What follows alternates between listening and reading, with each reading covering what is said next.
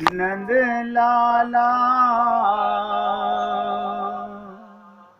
भजो गिरिधर गोविंद गोपाला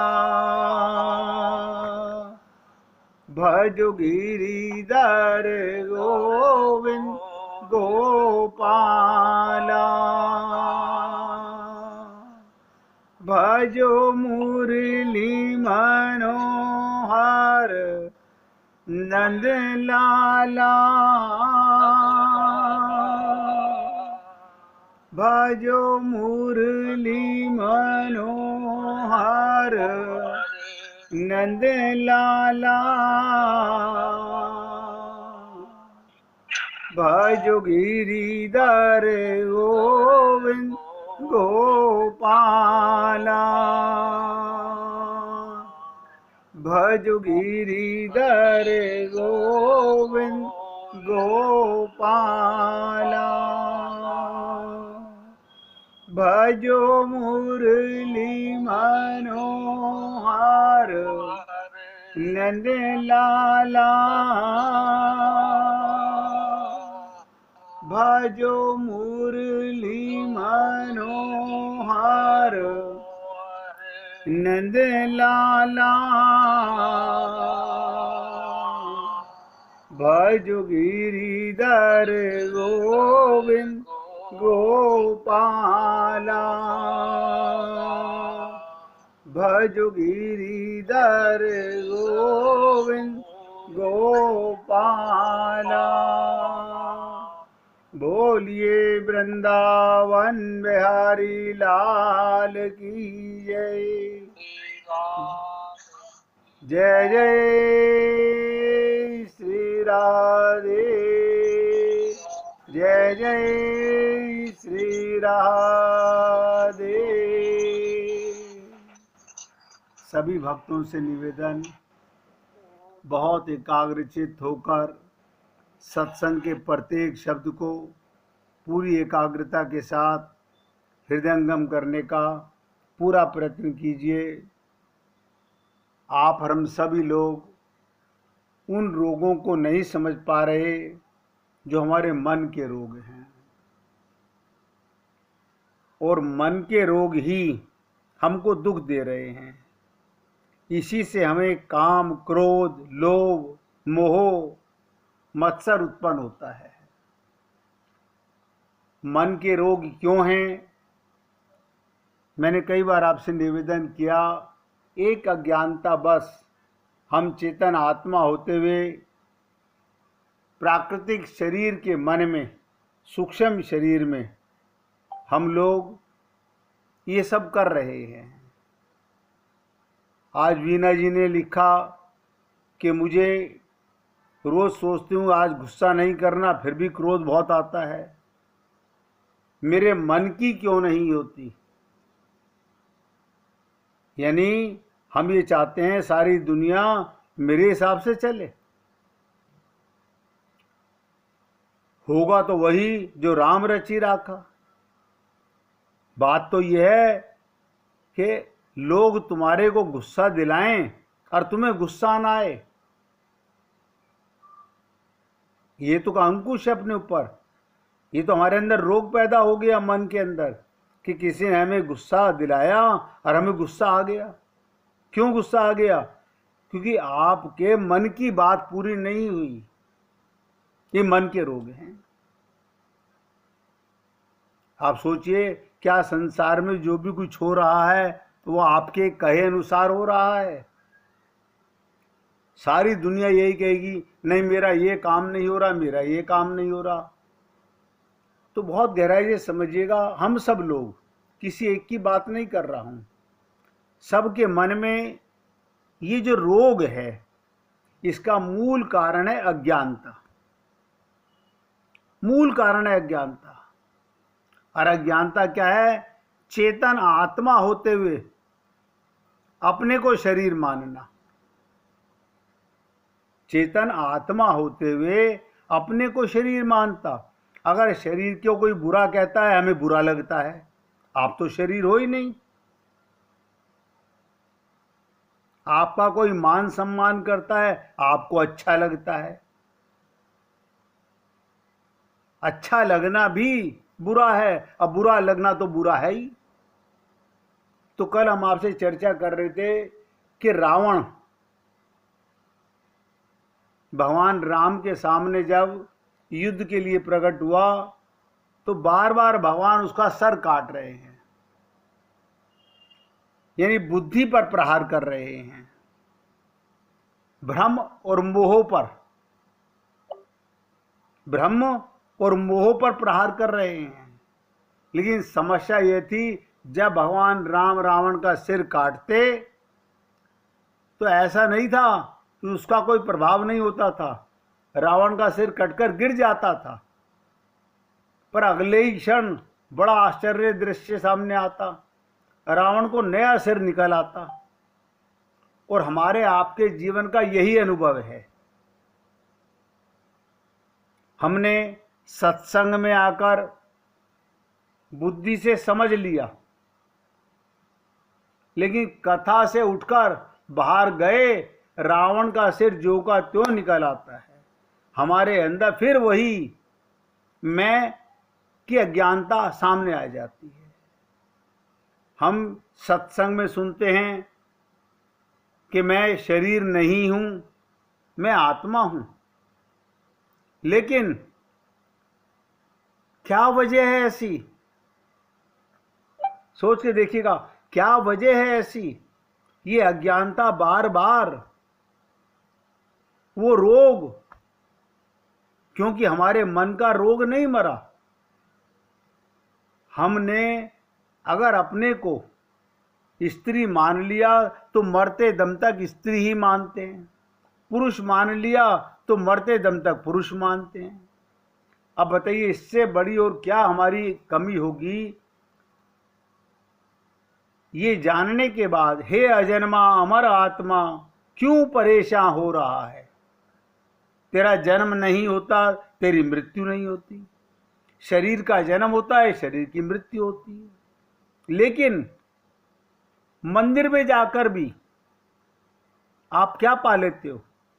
सोच के देखो। भगवान मिल गए, प्रेम आ गया, मंदिर से बाहर आते ही आप वही स्त्री या पुरुष बन जाते हो, अंदर भी रहते हो वही हो, फर्क कुछ नहीं पड़ता। यानी कोरी कफायत हो रही है, नतीजा ठन ठन गोपाल हो रहा है।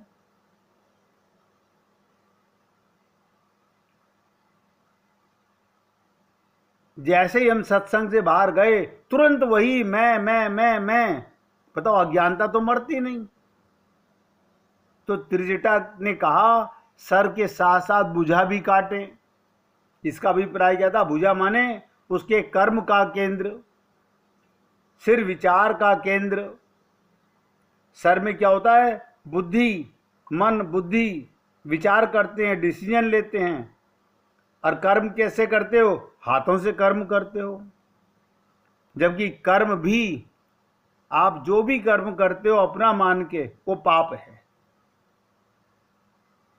इन्हें भी काटो, यानी कर्ता मत बनो, मैंने ये किया, मैंने किया, ये मैं ही तो अज्ञान है। समाज के लोगों का विचार परिवर्तन होना चाहिए। रामचरितमानस देख करके कि रावण का मोह का सिर कटना और आचरण परिवर्तन हो जाए, इसका प्रतीक भुजा का काटना।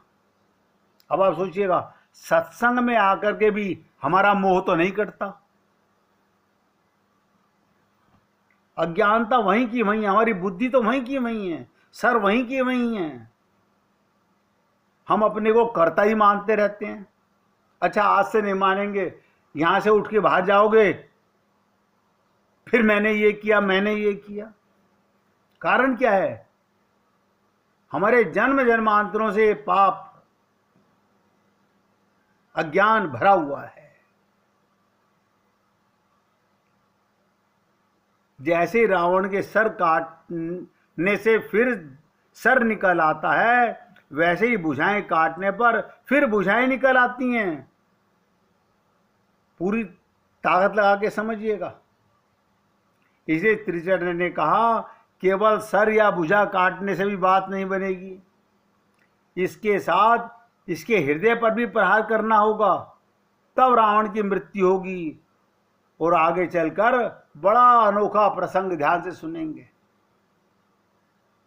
यानी कर्म भी काटना है और बुद्धि के अंदर जो अज्ञानता भरी हुई है उसे भी काटना है। भगवान राम रावण को मारते मारते थक गए। बहुत ध्यान से सुनो, ये भगवान तो एक पल में मार सकते थे, लेकिन भगवान हमें समझाना चाहते हैं, हम समझना नहीं चाहते। हम समझ रहे हैं भगवान छोटे हैं ना, रावण बड़ा है, उसके 10 सिर हैं, भगवान का एक सर है, वो रथ पे बैठा हुआ है, भगवान नीचे हैं। क्योंकि हमारी बुद्धि जितनी काम करेगी हम वही डिसीजन निकालेंगे। तो रावण मरता ही नहीं, हमारा अहम मरता ही नहीं, हमारी अज्ञानता मरती ही नहीं। तो आत्मज्ञान के बिना ये पाप मरते ही नहीं। आपको लगता होगा कि हम सत्संग रोज सुनते हैं। अभिनय जी ने तो कहा कि मेरे को सत्संग आजकल समझ भी नहीं आ रहा। कारण क्या? मन बिगड़ा हुआ है। किसी और के कारण नहीं, अपने ही कारण। मैं ही खुद कारण हूं। मेरा मन बिगड़ रहा है, मुझे गुस्सा आ रहा है, मुझे क्रोध आ रहा है। मेरे मन की होती क्यों नहीं? भगवान ने कब कहा था कि तुम्हारे मन की होगी? जो हो रहा है उसमें भगवान की इच्छा मान के प्रसन्न रहो। लेकिन हम ऐसा नहीं कर रहे। दुख के बड़े कारण हैं। दुख है कोई भी नहीं, माना हुआ है। अब बताओ, आप सोच के बताना, आप इतने भक्त लोग इस समय सुन रहे हो कि किसी की आत्मा को कोई दुख होता है? सोच के बताना, क्या किसी की आत्मा को कोई दुख होता है? आत्मा का किसी से मोह होता है? आत्मा का किसी से क्रोध, लोभ, मोह, ये सारी बीमारियां मन की हैं, बुद्धि की हैं, आत्मा की नहीं है। और आप आत्मा हो। अब बताओ, आप कह रहे हो हमें गुस्सा आता है, तो गुस्सा किसको आता है? आत्मा को या मन में आता है? आता तो मन में है। मन तो आप हो ही नहीं। मन तो शरीर का है, माया का है।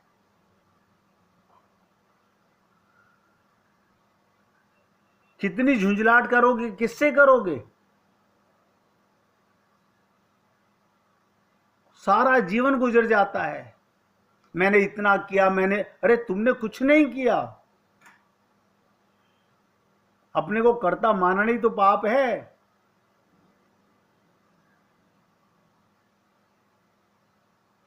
तो कहने का तात्पर्य, भगवान भी अभिनय देखो दिखाते हैं। ये युद्ध कितना कठिन है। यानी मानसिक रोग, मन के रोग, बुद्धि के रोग, अज्ञानता का रोग कितना कठिन है मारना। और मैं तो देखता हूं बड़े बड़े रामायण के वक्ता, भागवत के वक्ता, और मन में रोग भरे हुए हैं। क्या लाभ उसका? ये तो वही हाल है, मन में रहती दुनियादारी और बगुला सा ध्यान लगाते हैं। अब मन में संसार रहता है, अब भगवान का ध्यान लगाते हैं। यानी अंदर भगवान रहते हैं और मन दुनिया में रहता है। मन में सारा संसार भरा हुआ है। तो ये काम, क्रोध, लोभ, मोह कभी नहीं मिटेंगे। और ये मनुष्य शरीर मिला है इन रोगों को मारने के लिए। देखो कितनी विचित्र चीज है। सबको लगता है हम पूजा करते हैं, पाठ करते हैं, जप करते हैं, तप करते हैं, परिक्रमा करते हैं। अरे कुछ भी नहीं करते। जो कुछ करते हो अपने मन के लिए, बुद्धि के लिए करते हो। आत्मा के लिए क्या करते हो?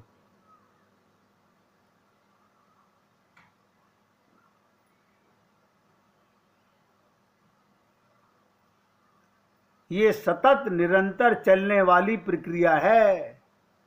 इसे हम ये न समझ लें कि एक दिन कोई हवन पूजन अनुष्ठान कर लिया। बहुत ध्यान से सुनो, आज संसार में देखो, अब हम हवन कराने जा रहे हैं, अब हम पाठ कराने जा रहे हैं, हम सुंदरकांड कराने जा रहे हैं।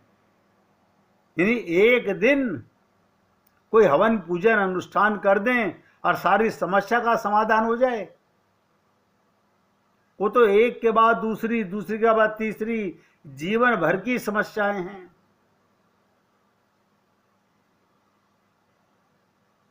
भगवान राम स्वयं इस नर लीला में थककर विभीषण की ओर देखते हैं।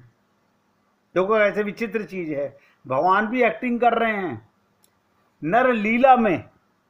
भगवान का क्या थकना है, लेकिन शो कर रहे हैं, भाई मैं तो थक गया, इसकी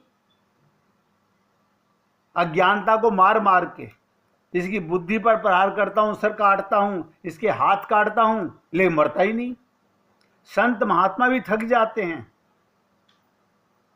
आखिर फिर कह देते हैं भैया क्या करें, अब जब तुम शरणागत होगे नहीं, जब तक शरणागत जीव नहीं होगा तब तक अनंत कोटि संत महात्मा भी चाहें हमारा कल्याण नहीं होगा। और शरणागति का कल मैंने आपको तात्पर्य समझाया था, मुर्दे के समान हो जाना। मुर्दे का मन बुद्धि रहती है, नहीं नहीं फिर कहां रहेगी, आपको जीते जी मुर्दा बनना है।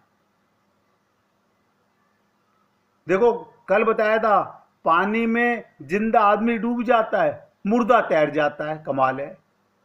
मुर्दे का मतलब अब वो हाथ पैर नहीं चला रहा, अब वो बुद्धि नहीं लगा सकता।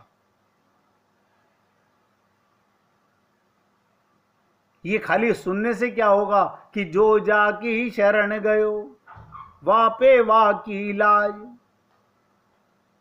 अब पानी की शरण में मनुष्य मुर्दा बन के आ गया, अब तैर रहा है। अब ये भी नहीं कह रहा आप मुझे गंगा में ले चलो, यमुना में ले चलो, जहां ले चलोगे वहां मैं चलूंगा, जहां नाथ रखोगे वहीं मैं रहूंगा। आप हम लोग बस गा लेते हैं, यही जीवन भर की समस्या है।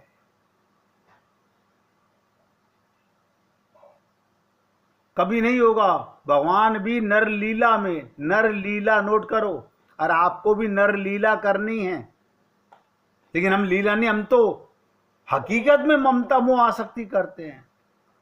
भगवान राम एक्टिंग कर रहे हैं, हम क्यों एक्टिंग कर रहे हैं, हमारे तो बच्चे हैं। देखो कितनी विचित्र चीज है, हमारा तो परिवार है, हमारे तो माँ बाप हैं। यही तो तुम्हारी अज्ञानता है, तुम यहां किस लिए आए हो तुम्हें पता ही नहीं है।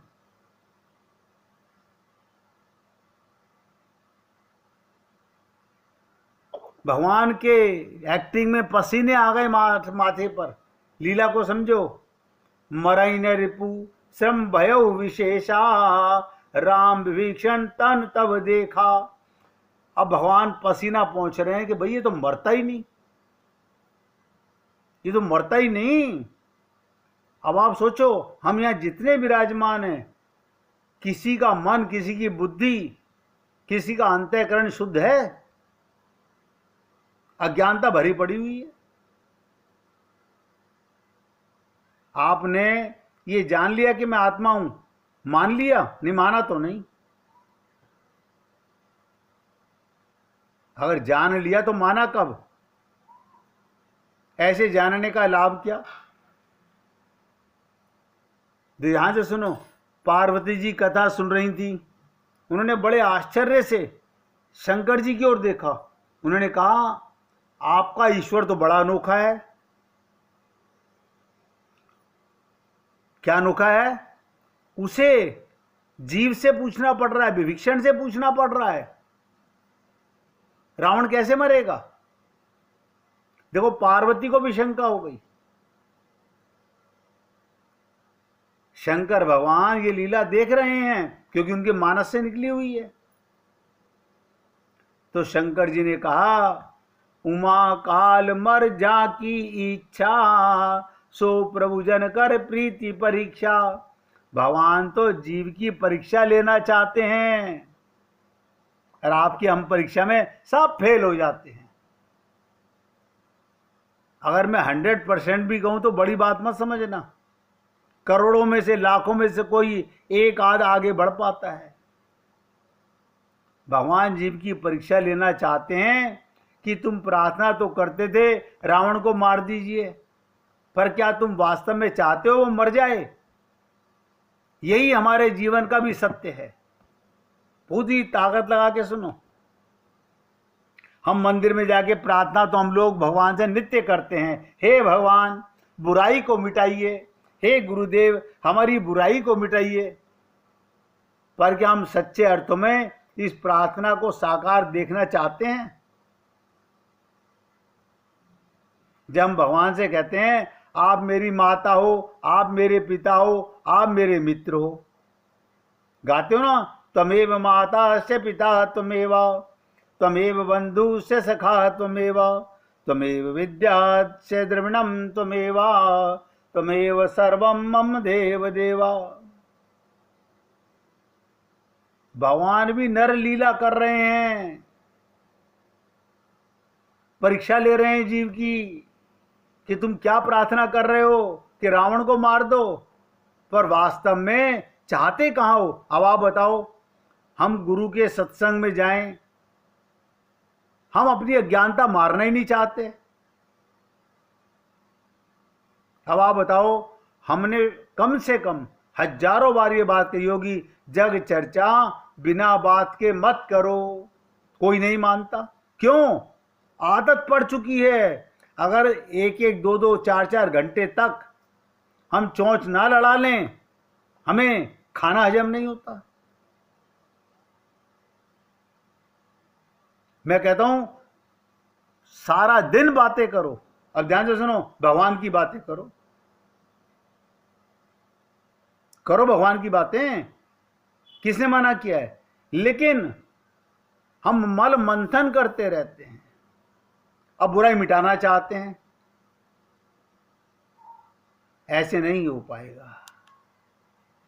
सुन लीजिए, किसी ने पूछा मेरे से, हम तो घर में फंस गए। मैंने कहा घर में फंस गए? गृहस्थ आश्रम भगवान को सबसे ज्यादा प्रिय है। मनुष्य गृहस्थ आश्रम में रहे, वो गृहस्थ धर्म के अनुसार सब काम करे, परंतु उन्हें भगवान के प्रति समर्पित कर दे। हम करते हैं? नहीं नहीं, हम भगवान के समर्पित नहीं करते। अब बेटा मेरा, उसका जन्मदिन मना रहा हूं तो भगवान का बेटा कैसे मान लूं? 9 महीने तो कोख में मैंने रखा, शादी तो उसकी मैंने की, उसके बच्चों की पौटी तो मैंने धोई, अब मान भगवान का लूं? अब देखो, पाप मारना नहीं चाहते, गुरु की सुनते तो हैं, मानता कोई नहीं। और अभी मैंने कहा सब काम करें गृहस्थ के, पर उन्हें भगवान के प्रति समर्पित कर दें, और बड़े बड़े संत महात्माओं की सेवा भी करें, अवकाश के अनुसार विरक्त पुरुषों में निवास करें, और बार बार श्रद्धा पूर्वक भगवान के अवतारों की लीला का सुधा पान करें। जैसे स्वप्न टूट जाने पर मनुष्य स्वप्न के संबंधियों से आसक्त नहीं रहता। आप बताइए, आपने अपने जन्म में कितने सपने देखे? उनमें कोई ममता मोह आसक्ति है?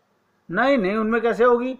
वो तो झूठे होते हैं। अच्छा, जिसमें तुम आसक्ति कर रहे हो सच्चे हैं? खोपड़ी नहीं है हमारे पास में, बुद्धि नहीं है हम लोगों के पास में, ज्ञान नहीं है हम लोगों के पास में। बस अंतर इतना है, 1 घंटे 2 घंटे का सपना, और ये गृहस्थ का जो सपना है अपना, ये भी सपना है, ये भी याद नहीं रहेगा।